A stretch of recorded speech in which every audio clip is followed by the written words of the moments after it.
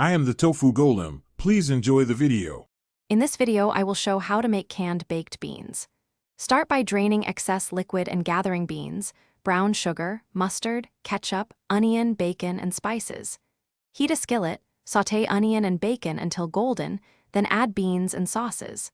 Simmer gently to meld flavors and reduce sauce to a glossy finish. Taste and tweak seasoning, then serve warm with toast or barbecue for an easy, crowd-pleasing side dish. Begin by prepping your ingredients so everything is ready when the pan is hot. Dice onion finely and measure brown sugar, ketchup, mustard, and Worcestershire sauce.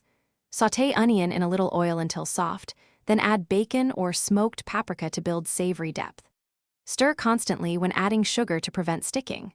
Once aromatic and caramelized, add the beans and sauce, lower heat, and let flavors marry slowly for best results. If you're finding this helpful, please subscribe and like to support more recipes. Quick recommendation: pick up Darn Tough socks. They come with a lifetime warranty and will keep your feet comfy while you cook long batches of beans. They're durable, cushioned, and a small joy during busy kitchen sessions. Check the description for the product link and other deals, and now let's get back to the video.